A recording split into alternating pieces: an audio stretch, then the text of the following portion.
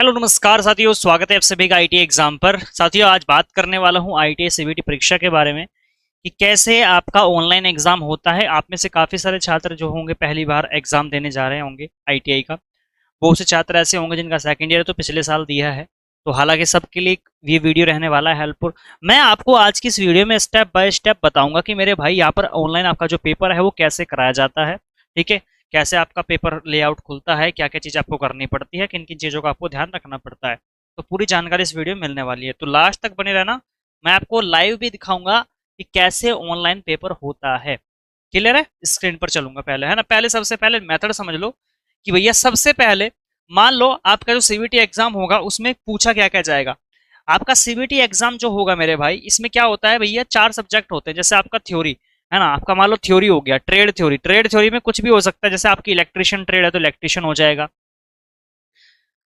Fitter trade है, electronic mechanic trade, जो भी आपकी ट्रेड हो तो ट्रेड थ्योरी होती है आपकी। आपकी वर्कशॉप होती है, आपकी इंजीनियर ड्राइंग होती है, एम्प्लॉयबिलिटी स्किल होती है। ठीक है, चारों सब्जेक्ट के एक साथ पेपर होते हैं। अब मान लो आपकी नॉन इंजीनियरिंग ट्रेड है, जैसे कोपा हो गया, कॉस्मेटोलॉजी हो गया, फैशन डिजाइनर हो गया, तो ये होती है नॉन इंजीनियर ट्रेड। तो इनमें जो है ईडी और वर्कशॉप नहीं आता, तो सिर्फ 50 सवाल थ्योरी के और 25 सवाल जो है एम्प्लॉयबिलिटी स्किल के पूछे जाते हैं उन ट्रेडों के। बाकी मैक्सिमम जो ट्रेडें हैं इंजीनियर होती है, जैसे electrician, fitter, diesel mechanic, electronic mechanic, ये मल्टीपल जो वेल्डर वगैरह होती हैं, ये सारे इंजीनियर ट्रेड होते हैं। तो इनके जो सवाल आते हैं, जैसे 38 सवाल थ्योरी के हो गए, 6 सवाल वर्कशॉप के, 6 ईडी के, 25 सवाल आते हैं आपके एम्प्लॉयबिलिटी स्किल के। ओवरऑल अगर मैं बात करूँ 75 सवाल आएंगे आपके 150 नंबर के। 75 सवाल आएंगे पेपर में 150 नंबर के मेरे भाई। अब यहाँ पर सबसे पहले मैं बताऊं करना क्या है आपको। पहला जो स्टेप होता है, नंबर 1 स्टेप की मैं बात करूं, आपके पास मान लो एडमिट कार्ड आ चुका है। ठीक है, एडमिट कार्ड लेकर के आप पहुंच जाओगे अपने सेंटर के पास। मैं आपको पूरा बताऊंगा ऐसे ले जाते, क्योंकि वहां पर बिगनर भी होंगे, बहुत से नए छात्र होंगे, उन्हें पता ही नहीं है कैसे पेपर होता है। तो सबसे पहले आपके पास आपका एडमिट कार्ड होना चाहिए, आधार कार्ड होना चाहिए। ठीक है, जब आप पेपर देने जाओगे तो आपके पास एडमिट कार्ड, आधार कार्ड आपको लेकर के जाना है। ठीक है ना, पैन हो गया, पेपर हो गया, वो सब आपको सेंटर के अंदर ही मिलता है। आपको अलग से और कुछ लेकर के नहीं जाना है बाहर से। आपको केवल सिर्फ अपना आधार कार्ड और अपना एडमिट कार्ड, बस ये 2 चीज लेकर के जानी है। ना किसी का पैन, ना किसी के पानी की बोतल, ना कुछ। पानी वानी सब सुविधा अंदर ही मिलती है, पैन वगैरह कॉपी सब वहीं मिलती है। एडमिट कार्ड आपके पास है, आप पहुंच जाते हो सेंटर पर। आपको पता लगता है कि आपकी इस जगह सेंटर है। सेंटर का कैसे पता लगता है आपको? आपके एडमिट कार्ड में सब चीजें लिखी हुई होती हैं कि किस जगह पर किस टाइम पर आपका पेपर है। पहले सिस्टम में आप सेंटर पे पहुंच गए, ठीक है सर। बाहरी लिस्ट लगी रहती है, बाहरी पेपर से टंगे रहते हैं, वहीं पर आपको अपना रोल नंबर चेक करना पड़ता है कि आपको आपका जो पेपर है वो कौन सी लैब में है। ठीक है, जैसे मान लो लिस्ट लगी हुई है, यहाँ पर मान लो लगभग लगभग 1 से लेकर के 50 बच्चों को लैब 1 में बुलाया जा रहा है। लैब 1 है ना, तो लैब 1 में जो है आपको अपना रोल नंबर चेक करना है कि आपका रोल नंबर क्या है। सपोज करो आपका लैब 1 में आपका है आपका पेपर, तो आप पहुंच जाओ किसमें, लैब 1 में। वहां पर आपको सब बताया जाता है। यदि आप कुछ नहीं पता तो सिंपल चले जाओ, उन वो जो वहां पर जो है होते हैं, जो चेकिंग करने वाले होते हैं, क्योंकि आपकी चेकिंग भी होती है मेरे भाई, है ना।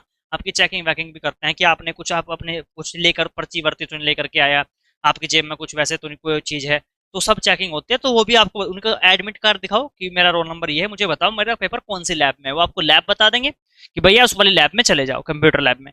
तो कंप्यूटर लैब में जाने के बाद आपको क्या करना पड़ता है, आपको वहीं पर ही आपका एंट्री होती है। ठीक है ना, आपका फोटो खिंचता है।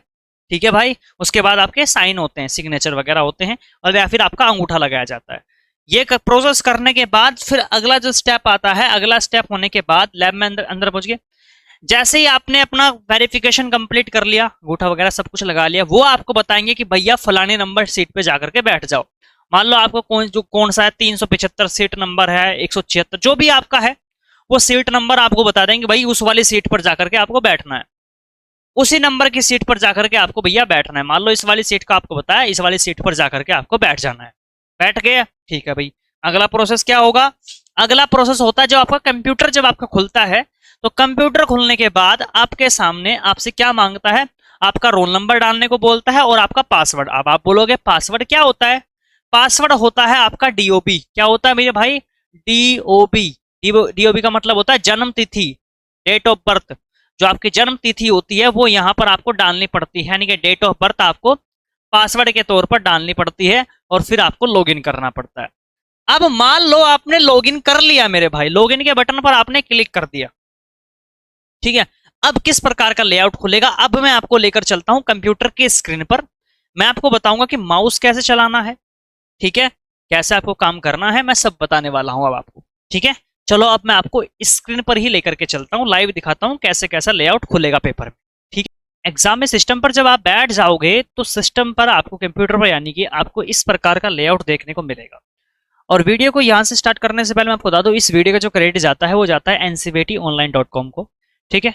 तो एग्जाम में आपको इस प्रकार का लेआउट देखने को मिलेगा। अब जो आपको ये तीर का निशान इधर उधर आपको हिलता हुआ दिख रहा है, इससे मैं कैसे कवर कर रहा हूँ, इसको मैं कनेक्ट कर रहा हूँ माउस से।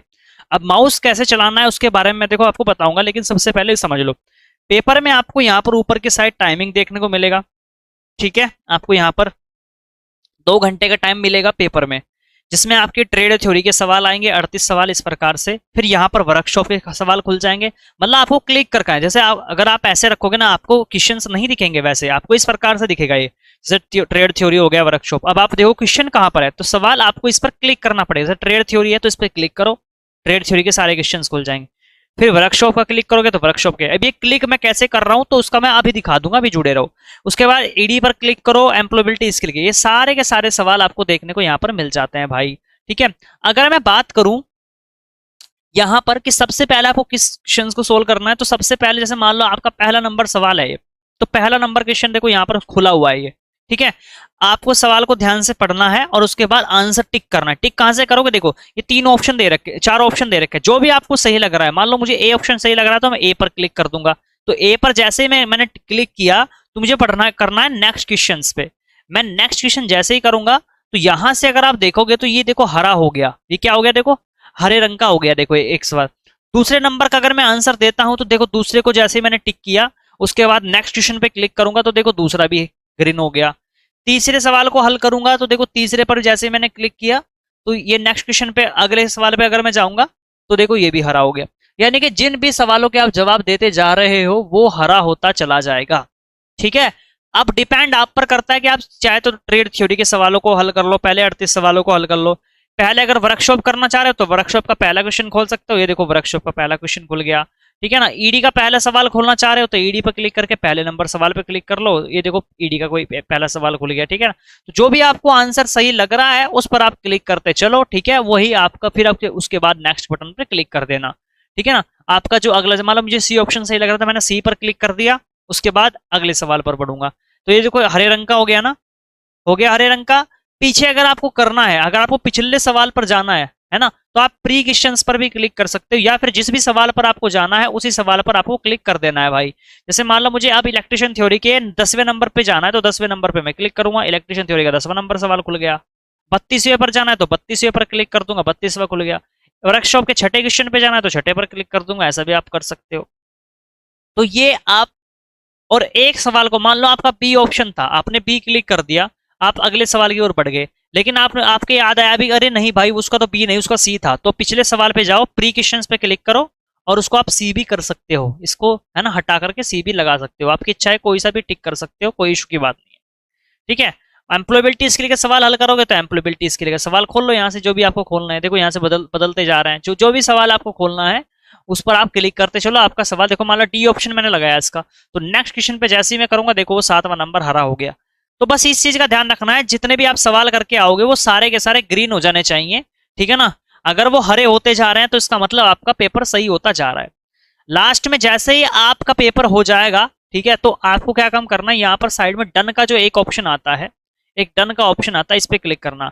एक यहाँ पर लिखा है बुक मार्क दिस क्वेश्चन, इसका क्या मतलब होता है, इसका मतलब ये होता है मान लो इस सवाल का आपको आंसर नहीं पता, मान लो मैं कोई 7वां सवाल खोलता हूँ, मान लो मुझे इस सवाल का कोई आंसर नहीं पता, तो मैं इसको क्या कर दूंगा बुक मार्क। इसका मतलब ये होता है, देखो ये लाल कलर का हो गया, इसका मतलब ये होता है कि मान लो जब लास्ट में आपके पास समय बच जाएगा तो इस सवाल को आप आराम से पढ़ सकते हो। आपको पता होना चाहिए कि आपको किस सवाल में दिक्कत आई थी। मान लो मुझे मुझे एक 27 नंबर क्वेश्चन खोलता हूँ और इस पर मैं बुक मार्क कर देता हूँ, तो ये देखो ये भी लाल हो गया। इनका मतलब ये होता है कि भैया मुझे इन सवालों में डाउट है, मैंने आपको बाद में भी देख सकते हो, ये पहचानने के लिए होता है ये फीचर, ठीक है ना।